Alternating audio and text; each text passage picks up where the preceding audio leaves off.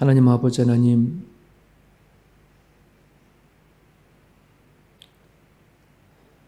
한 나라를 세우고 한 나라를 망하게 하는 그 권력과 그 힘은 하나님 손에 있음을 고백합니다. 이스라엘의 존폐 위기 가운데 안에서도 엘리야의 그 한 사람의 기도가, 또 엘리사의 그 한 사람의 그 기도가 이스라엘을 살리기도 하고 또 망하기도 하는 것을 우리는 봅니다. 이 아침에 새벽을 두드리며 주께 나온 우리들의 기도가 연약하지 않도록 도와주시옵소서. 한 사람의 기도가 얼마나 힘이 있고 능력이 있는지, 하나님은 믿음을 가진 자를 향한 관심과 사랑이 있음을 우리는 고백합니다.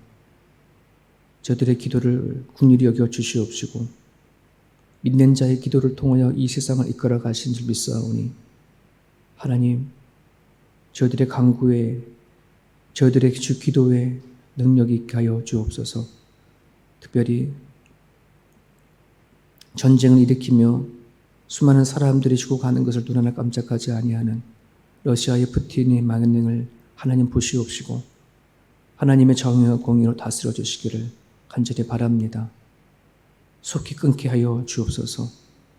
우크라이나의 그 땅 위에 하나님의 말씀이 선포되어지고 하고 있고, 또 하나님 성경이 동일하게 날 정도로의 수많은 사람들이 주님 말씀을 붙잡고 기도한다고 합니다. 그 땅의 기도를 들응답하여 주시옵시고 아버지께서 살아계심을 증명하여 주옵소서. 대한민국을 기억해 주십시오.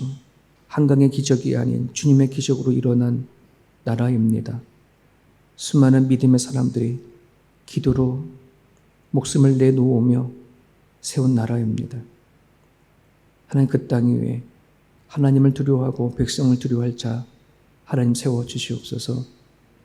아버지 하나님, 그런 마지막 그때에 한국에 있는 수많은 교회가, 수많은 성도들이 일어나 하나님 마지막 때에 복음을 선포하는 나라로 사용하여 주시옵소서. 오늘도 우리가 말씀을 붙잡고 하루를 시작하고자 원하오니 우리 가운데 임재해 주시길 소망하며 예수님 이름으로 기도합니다. 아멘. 레위기 6장 8절에서 13절까지 보겠습니다.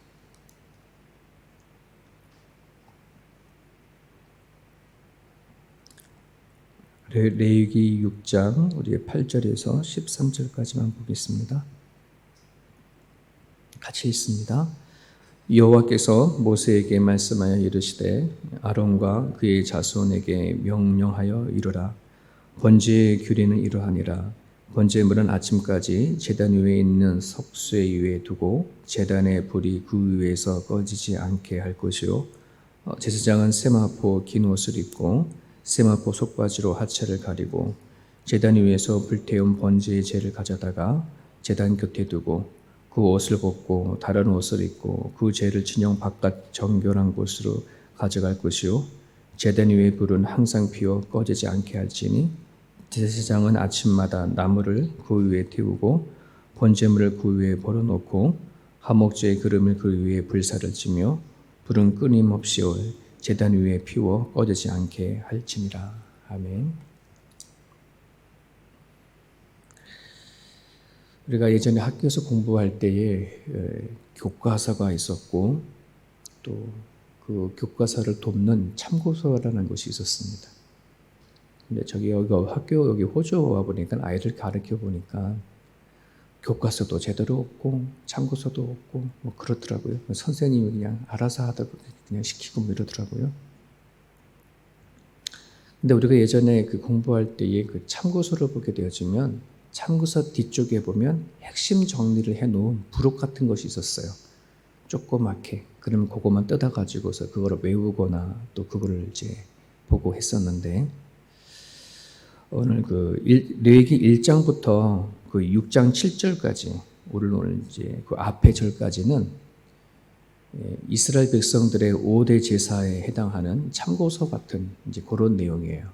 그러니까는 이스라엘 백성들에게 제사를 알려주면서 그 제사는 이러이러해야 된다라고 하는 것을 참고해주는 참고서 역할이라면 오늘 6장 8절부터 7장 21절까지 다시 한번 번제, 소제, 속죄제, 속건제에 대해서 아주 짤막하게 마치 부록처럼 핵심 정리해주는 내용으로 이렇게 되어져 있습니다. 가장 중요한 부분을 다시 한번 언급하는 겁니다. 다시 한번 언급해서 제사장들이 꼭 숙지해야 하고 그리고 하나님이 반드시 요구하는 것이 무엇인지 꼭 이것만큼은 너희들이 꼭 지켜달라라고 하는 의미에서 기록되어져 있는 메시지입니다. 오늘 본문의 말씀을 보게 되면 이제 번제에 드리는 규례, 분명 앞에서도 1장에서 다루었음에도 불구하고 다시 한번 아주 추격해가지고 얘기를 해주는데 거기에 특별한 명령이 계속해서 3번이나 반복되거든요. 뭐냐면 이제 제단의 불을 꺼지지 않도록 하라. 이거에 대해서 아주 되게 중요하게 언급을 합니다. 올림픽을 시작을 하게 되면 성화 봉송하고 올림픽 끝날 때까지 그 불을 꺼뜨리지 않게 하잖아요. 마치 그와 같은 역할, 상징적인 거죠. 뭐 그 불이 꺼진다고 해가지고서는 올림픽을 못하고 안 하고 뭐 그런 건 아님에도 불구하고 마치 이 성화봉에 불이 붙어 있느냐 안 붙어 있느냐 그건 뭐 하는 거예요. 계속해서 올림픽이 진행되어지는 것을 상징하는 거잖아요. 그런 의미가 담겨 있는 것처럼 이 제단의 불이 끊어지지 않게 해라. 아주 그 제사장들이 가져야 할 아주 특별한 의무입니다. 중요한 거입니다. 그리고 그 제단의 불을 보면서 하나님께서 역사하시고 임재하시고 또 계속해서 하나님과 관계성을 이어가는 어떤 징표와도 같은 그런 불이죠. 자, 그런데 우리가 나중에 뒷부분에 가게 되면 9장에서 또 10장까지 가게 되어지면 어떤 일이 일어나냐면 아론의 아들 나답과 아비후가 이 불을 경시 여기지게 되어지죠. 그래서 레위기 10장 1절에서 2절 읽어보면 아론의 아들 나답과 아비후가 각기 향료를 가져다가 여호와의 명령하지 않는 다른 불을 담아 여호와 앞에 분향하였더니 불이 여호와 앞에서 나와 그들을 삼킴에 그들이 여호와 앞에서 죽은지라. 이렇게 되어 있어요. 하나님께서 지정한 것, 불이 아닌 다른 불. 네. 나답과 아비후가 눈으로 봐서는 똑같은 불이라 생각했겠죠. 그죠? 근데 하나님이 정하지 아니한 불. 이제 그것을 들여가지고 완전 죽음을 당한 이야기가 뒷부분에 보면 나와 있습니다. 그래서 성전 제단에 그 불이라고 한다는 것은 너무나도 하나님께서 중요시 여긴 것을 성경에는 기록을 하고 있습니다. 여러분 이제 성경에 보면은요, 지금 하나님께서 잘못된 지정한 불을 드리지 않았다고 해서 나답과 아비후가 죽기도 하고 그리고 법궤를 옮기러 가는 과정 가운데 법궤가 흔들려 가지고서 그거 잡으려고 하다가 그죠? 우사라는 사람이 그 흔들리는 거 떨어질까 봐 걱정되니까 그거 잡았다가 그 자리에서 죽기도 하고 뭐 심지어 창세까지 올라가게 되어지면 선악과를 따먹었다고 그렇게 쫓겨나고 죽을 죄를 전가 뭐 아담과 하와가 살인한 것도 아니고 강도짓한 것도 아니고 먹지 말라 했는데 그냥 그 호기심에 먹었는데 그것이 그렇게 죽을 죄인가 이런 생각. 세상이 갖고 있는 윤리와 도덕을 가지고 이걸 따져보면은 정말 죄 같지 않은 죄를 우리는 되게 하나님은 죽고 살고까지를 연결해 가는 거예요. 여러분 우리가 생각했었을 때 죽을 죄라는 것은 정말 남한테 큰 피해를 주거나 뭐 살인했거나 강도를 저질렀거나 뭐 남한테 큰 피해를 줬었을 때는 모르는데 근데 성경에 보게 되면 정말 세상의 윤리와 도덕을 기준으로 바라봐서 이게 과연 죽일 죄야? 우리 이러한 일들 안에서도 사람이 죽어가는 걸 보잖아요. 노아 시대 때에 뭐 얼마나 큰 죄를 저질렀는지 모르겠지만 어떻게 그 많은 사람들이 뭐 다 똑같이 했겠어? 거기는 할머니도 있고 할아버지도 있을 거고 갓난아기도 있었을 거고 거기 있는 그 시대의 모든 사람들이 다 나쁜 짓을 했을 거야? 왜 그 의인 8명만 노아 8식구만 다 사귀려 놓고 나머지는 다 물로 수장하는 이유가 뭐야? 이렇게 생각할 수도 있는 거잖아요. 우리는 여기에서 중요한 부분이 있습니다. 하나님의 절대 주권, 하나님이 창조하시고 그리고 하나님이 지으시고 만드신 것에 대해서 하나님은 당신의 뜻대로 얼마든지 할 수 있다. 죄와 선은 무엇이 선한 거고 무엇이 악한 것은 그건 하나님이 정하는 거예요. 하나님이 기뻐하시고 하나님이 좋아하시고 원하는 것이 선이고 하나님이 아니다, 싫다 하는 것이 악이에요. 그러니까 우리들의 기준에 생각하면 안 되겠죠. 우리가 인생을 살아가는 데 있어서 우리가 제일 많이 힘들었던 것이 뭐냐면 내가 무슨 죄를 졌어 이거지 않습니까? 하나님 앞에서의 나의 하나님의 기준에서의 내 죄를 봐야 되는 것이지 인간 세상 사람들이 생각하는 죄를 가지고 나를 보면은 우리는 별로 큰 죄를 짓지 않고 살아갑니다. 뭐 기껏해야 뭐 교통 위반을 하는 거거나 이런 것 정도지 우리가 뭐 살아가면서 누구에게 뭐 칼부림을 하고 뭘 훔치고 살아가겠습니까? 그죠? 법 없이도 살아갈 수 있는 사람들이 얼마나 많겠습니까? 근데 그것을 적용하다 보니까 우리는 교회에서 제 얘기하게 되면 듣기 싫어하는 거고 또 기도도 안 되고 회개도 안 되는 거예요. 그러니까 하나님이 원하지 않는 것, 하나님이 싫어하는 것 기준에서 우리는 분명히 그거를 생각하고 기도해야 합니다. 번제를 드릴 때에 이 제단의 불이라고 한다는 것은 바로 하나님이 가지고 있는 생각, 하나님을 가지고 있는 그 기준에 의해서 모든 성막은 만들어졌고 정해져 있다는 사실이거든요. 우리가 하나님을 믿고 인생을 살아갈 때에 우리 모든 생각의 구조가 하나님 안에서 달라져야 되고 재정립이 돼야 돼요. 지금까지는 내가 주인에 대해서 내 생각과 내 판단과 내 기준 속에서 모든 게 정립이 되어졌다 그러면 이제는 하나님 안에서의 모든 죄와 삶들이 재정립이 되어져야 한다는 것입니다. 왜 공부하고 왜 일을 하고 왜 먹고 살아가야 되는지 왜 자식을 키워야 되어지는지 왜 믿음 생활해야 되어지는지라고 하는 수많은 질문에 대해서 하나님 앞에 다시 재정립해야 한다는 사실을 우리가 기억했으면 좋겠습니다.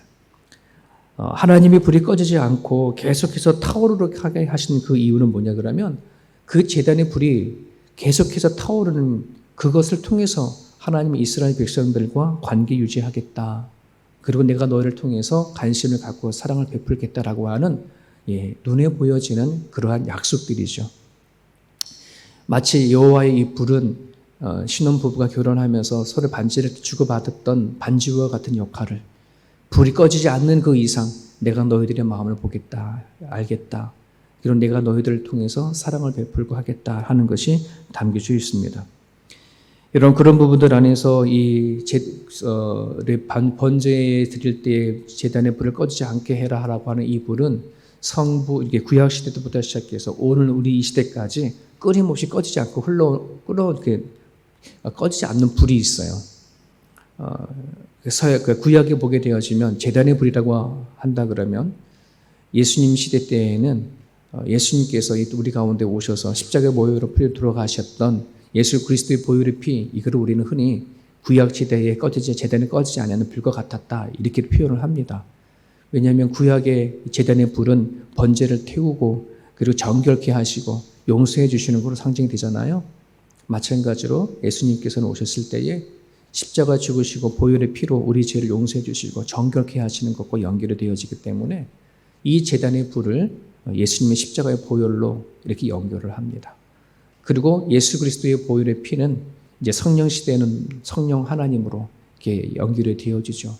그래서 오늘 우리 가운데 찾아와 주시는 성령님의 그 역사, 우리가 태어나면서 성장하고 자랄 때 가지고 있던 모든 죄된 마음들을 태우시고 변화시켜 주시고 성령님의 마음으로 그리스도의 마음으로 바꿔가시는 성령의 그 역사를 우리는 구약시대 때의 제단에서 꺼지지 않게 했던 불과 바로 연결이 되어집니다.